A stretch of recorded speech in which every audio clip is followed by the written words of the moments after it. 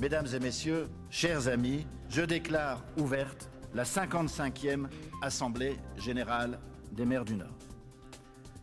Alors, monsieur le maire de Douai, mon cher Jacques, les maires forment une grande famille. C'est vrai que cette famille, de temps en temps, elle peut se chamailler, mais bien souvent et toujours, elle se rassemble et elle sait se rassembler. En tant que président de la communauté d'agglomération du Douaisis, je peux que me satisfaire. Et quand on voit la présence de 2 ministres, du président du Sénat qui est présent également, les sénateurs, les députés et l'ensemble des maires, les forces vives du territoire, plus de 600 maires dans le Nord, c'est un plaisir de les recevoir dans le Douaisis. Je viens régulièrement au congrès, assister, écouter avec tous les élus locaux, tout simplement les sujets d'actualité, les sujets de l'année, avec bien évidemment le texte sur les collectivités territoriales qui est actuellement en cours de discussion au Parlement. Nous sommes en plein cœur, bien évidemment, de ces questions. Cette réforme territoriale, chacun est d'accord pour dire qu'elle est absolument indispensable. Après, on se dispute un peu sur les modalités de la réforme. Alors moi, je suis assez favorable à ce qui est décidé sur l'intercommunalité, sur l'élection au suffrage universel direct des élus d'intercommunalité, mais dans une circonscription qui reste une circonscription communale.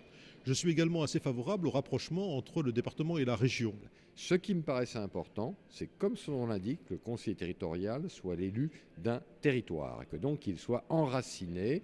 Il devra en même temps, bien sûr, réfléchir à un projet régional et y apporter son concours. Tout cela doit aboutir à un texte sur la réforme des collectivités territoriales que nous souhaitons voir aboutir avant le 14 juillet pour que chacun puisse tranquillement préparer les années qui sont devant nous. Il y a beaucoup de bon sens dans tous les amendements qui ont été présentés. Je pense qu'on doit garder évidemment la cellule de proximité qu'est la commune, qu'on doit bâtir l'organisation territoriale à partir de là, en remontant vers le haut et non pas le contraire.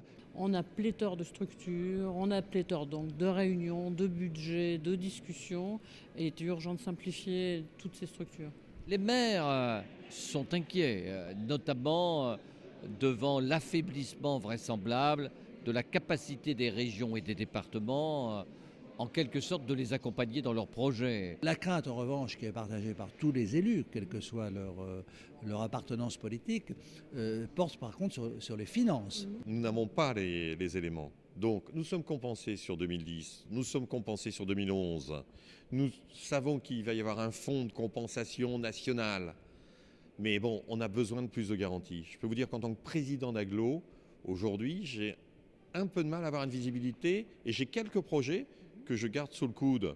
On sait qu'on a besoin d'être plus rationnel, plus cohérent, de mieux maîtriser nos dépenses et de mieux agir, être plus efficace sur nos politiques publiques.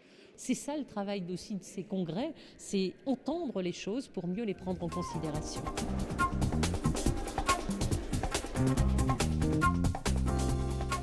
C'est un lieu de rencontre important pour nous chaque année pour expliquer aux élus quels sont nos projets et comment nous envisageons notre stratégie de déploiement de réseau dans les années à venir.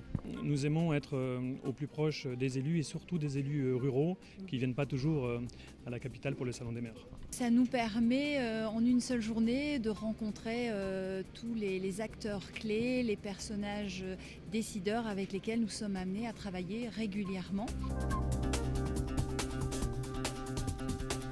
La raison de notre venue, c'est pour recevoir les maires qui nous font confiance, pour être là un petit peu et puis pour nous faire connaître aussi des autres élus en espérant toujours pouvoir agrandir notre rayon d'action.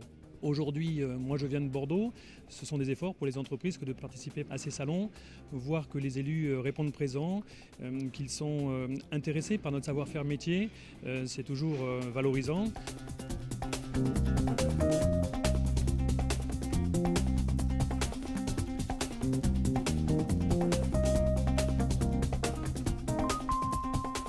À première vue, je pense que la première année, pour nous, c'est vraiment une bonne innovation.